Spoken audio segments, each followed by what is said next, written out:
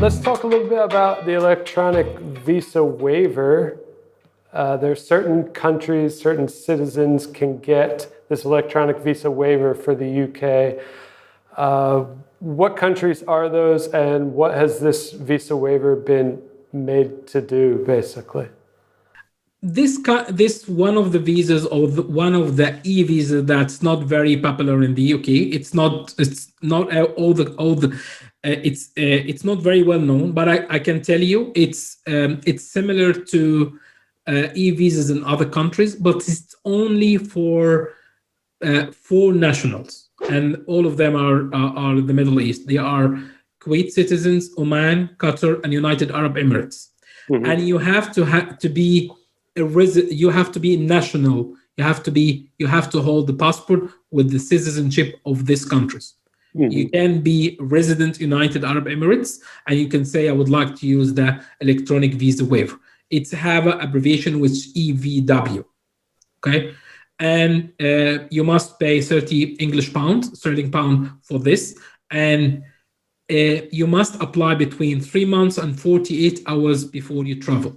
It allows you to visit the UK up to 6 months for tourism, business, study, or medical treatment. If you have any other reasons visiting the UK, you'll not be able to use this visa, and you need to apply a visa at the UK embassy in your home country or country of residence. So right. What can I tell you? That the first thing, you need to be a national or citizen of the 4 countries, which is Kuwait, Oman, Qatar, United Arab Emirates. You can be a resident in this country. You can be Oman citizen, but live in France and use the visa. You don't have to live in one of the countries, but you have to be citizenship or national. You have to prove like a passport from this country. That's the first thing. You can come to visit a business meeting, a medical meeting, but for up to 6 months. For anything else, you need to apply for a normal visa.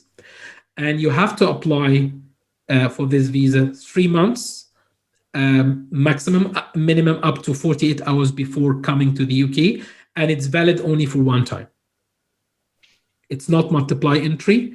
You just go to the website, you press pay, and we will include these features in our platform because it's finding this kind of visas and eligibility is a little bit hassle.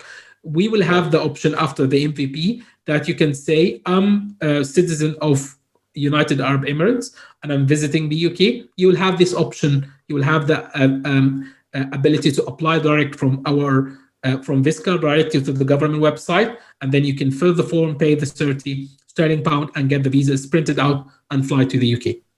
This kind of information, it's not, we can say, available to everywhere. We will try to find the hidden easy way of applying to different visas and make it as popular as much as we can.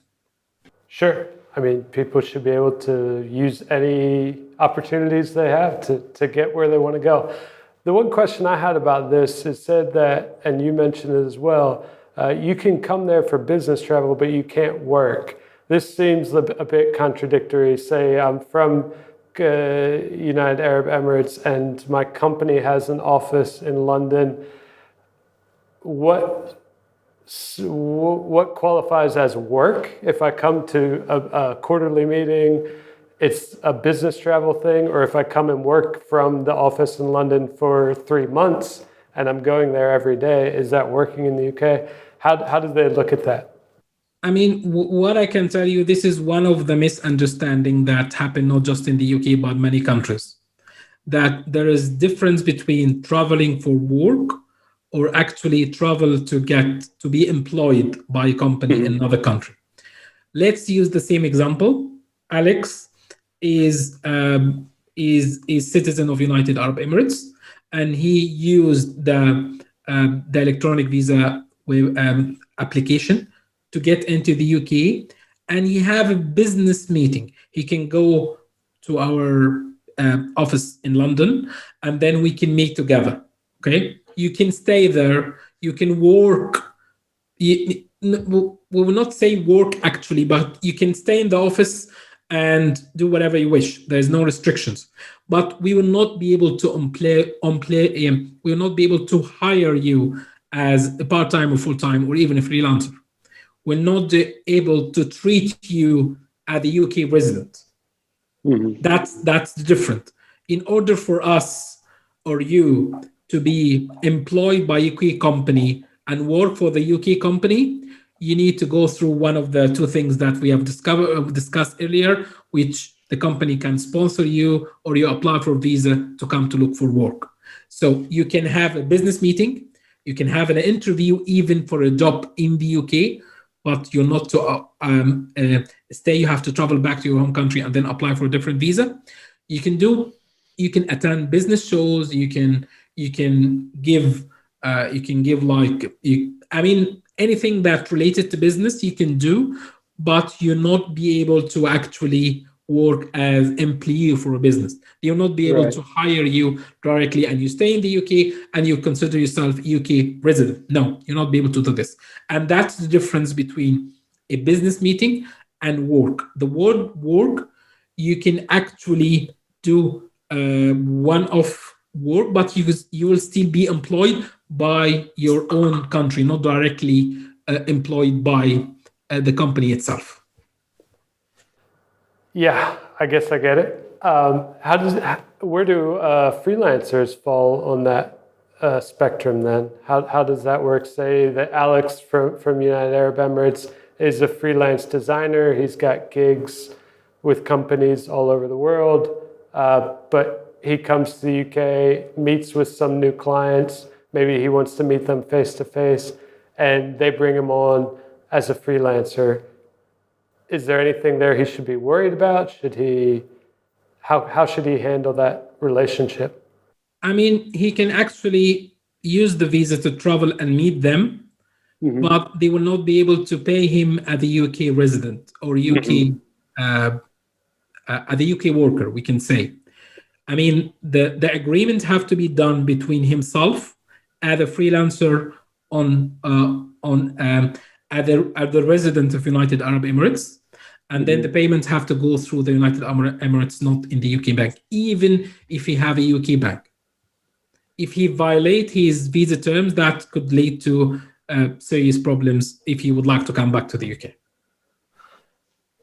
Sounds complicated, but no, that's why we're making. We are out to help. I mean, that's you can say it's like we will try to make things much more simple when we have the platform up and running, and we will see a different sort of problems. The word work is that you can actually visit and do business meetings, but you're not able to work in this company as an employer, as a resident in this country. And this is different. And this kind of differentiate is not very well known, and it could give much problems and complicated for people who are just crossing borders for different reasons. We'll try to make this as simple as it and give this knowledge back to the public, which is not very well known right now. For sure. And it sounds like that is because of the way that our work relationships are changing in terms of globally, in terms of freelance, in terms of working for one company in another country, these things get complicated quickly. And it seems like the visa system of each individual country is playing catch up to a certain extent, and definitely is behind the trends of change in the work environment and the work relationship. So that's why visa is going to be very helpful for people who want to do these things and go work somewhere else.